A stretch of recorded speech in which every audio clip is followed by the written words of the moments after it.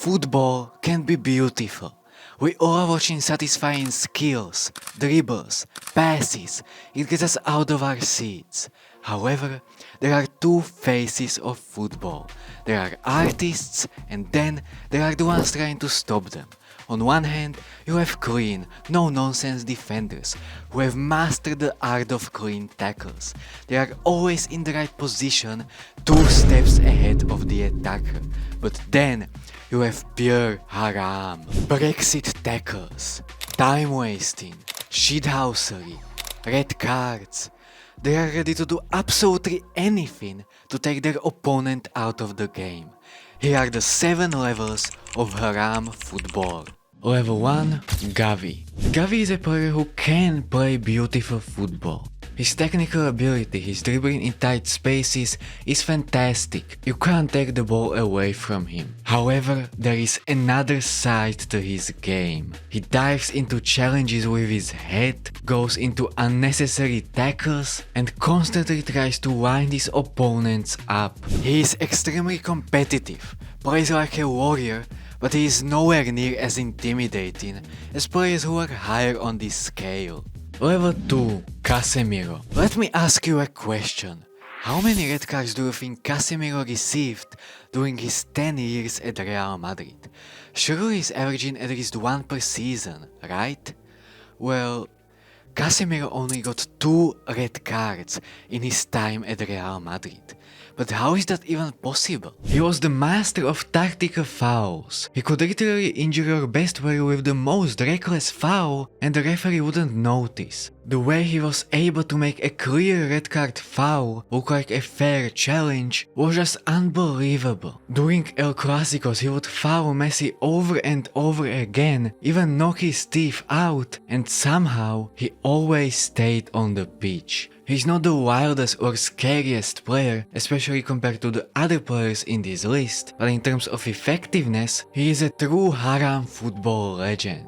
Level 3, Diego Costa and Luis Suarez. These guys mastered the dark arts of football. They were absolute menaces. They had absolutely zero respect for their opponents. They were ready to do anything to intimidate them. If you have a Haram player in your team, you absolutely love him. But if he plays for any other team, you absolutely despise him. For a Haram striker who also scores lots of goals, this counts even more.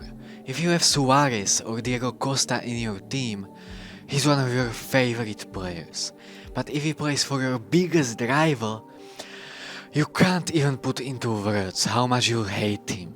Level 4, Sergio Ramos. Ramos might be the most clutch Haram player of all time. His Haram skills always delivered when it mattered the most. Yes, you might argue he got a lot of unnecessary red cards, and you would be right. I mean, why on earth would you do this when you're already on a yellow? His red card record speaks for itself. But listen to this, Ramos has won 4 Champions Leagues. In his first 2 finals, he scored. In his third, he got Cuadrado send-off for this, and in his fourth, well, at the start he took out Mohamed Salah, and then he elbowed Loris Karius in the head, causing him a concussion. We all know what happened next. Honestly, this might be the single best Haram ball performance of all time, and he did that in the Champions League final, and somehow he didn't even get a yellow card.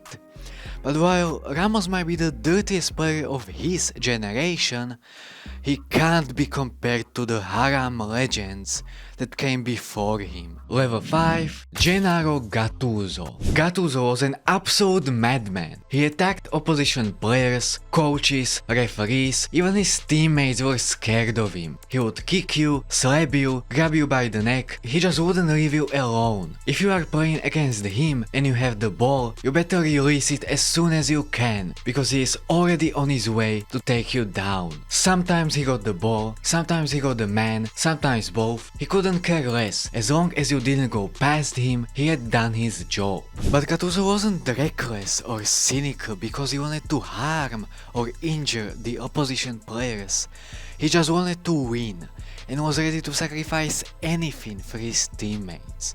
However, The same can't be said about the next player on this scale. Level 6, Roy Keane. In September 1997, Roy Keane went down with an ACL injury. As he was lying on the floor in enormous pain, Alf Ing Holland started screaming in his face to stop faking. He didn't know it yet, but he had just made the biggest mistake of his life. 4 years later, Keane got his revenge. Holland never played a full 90 minutes of football ever again. Roy Keane was a warrior. If you dare to attack him or one of his teammates, you'd better run for your life. He was a great leader and captain. He was ready to put his body on the line so his teammates wouldn't have to, but a lot of times he went a bit over the line with his tackles. We don't have a player like Roy Keane in today's game.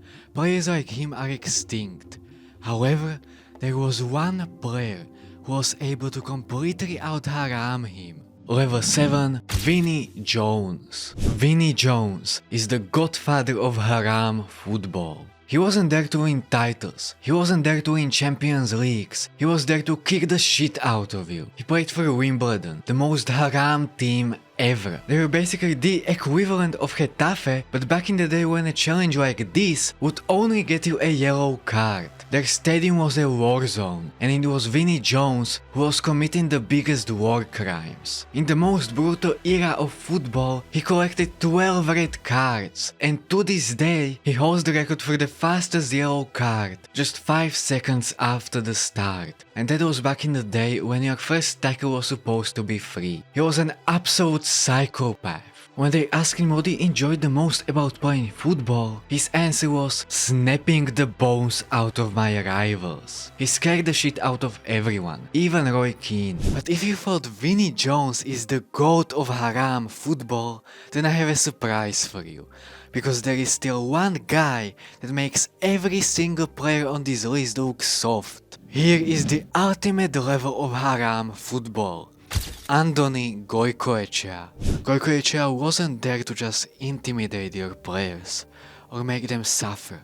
He would look at your best player and make sure he would never have to play against him again. This is what he did to Diego Maradona when he played against him for the first time. He tore his ankle ligaments and sidelined him for 4 months. However, Maradona survived and came back, so Goikoetxea's mission wasn't completed yet. The next time he faced him, he would make sure it would be the last time. He kept coming at him with the wildest challenges over and over again, and eventually Maradona lost his head. A massive fight broke out and he kung fu kicked Goikoetxea in the chest. Both of them got suspended for several games. Maradona never played for Barcelona again. Goikoetxea is the ultimate GOAT of Haram football. He was committing terrorist attacks on opposition players week after week. The Spanish federations have suspended him multiple times, and yet he always came back even stronger. Anyway, comment who is your GOAT of Haram football, and don't forget to subscribe.